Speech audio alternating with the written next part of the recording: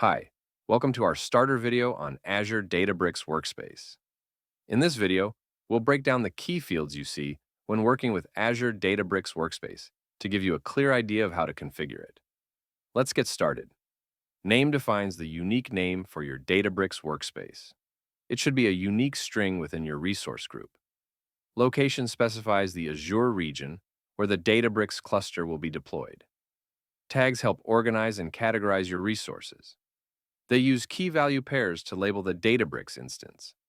SKU name defines the pricing tier for the Databricks workspace. It can be chosen as trial, standard, or premium. Managed disk identity specifies the identity for managed disks used in the workspace. Managed resource group it is the ID of the resource group that contains the workspace's managed resources. You can leave this blank as this will be filled by Clofi automatically. Required NSG rules defines any mandatory network security group rules for the workspace.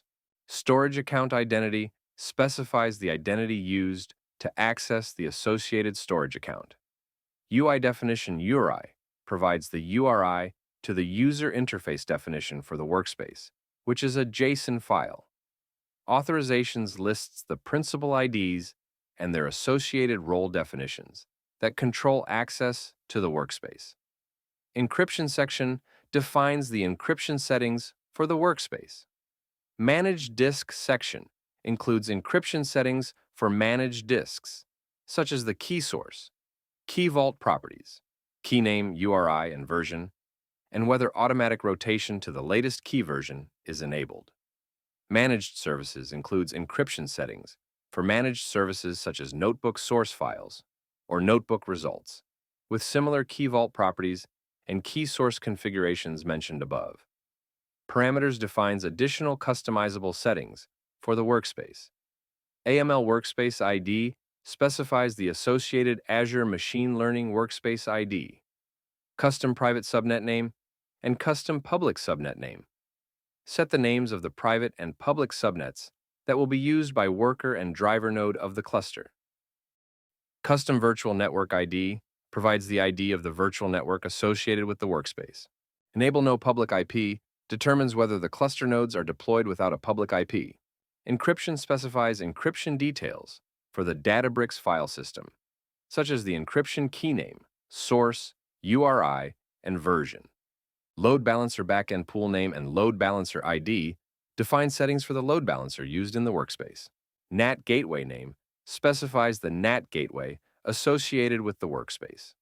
Prepare encryption enables Databricks file system encryption. Public IP name provides the name of the public IP associated with the workspace. Require infrastructure encryption determines whether or not the root file system of the Databricks file system will be enabled with secondary layer of encryption with platform-managed keys for data at rest. Storage account name and storage account SKU name define the name and the SKU of the storage account that is used by the workspace. VNet address prefix specifies the address prefix for the virtual network associated with the workspace. With that, we are done with the fundamental properties of this resource. If you don't want to configure your resource from scratch, you can choose one of the Clofi draft resources, where the fields are populated for you in advance, and the chosen options are explained in detail for your reference. In addition, you have the opportunity to discover the usage of this resource within different cloud architectures.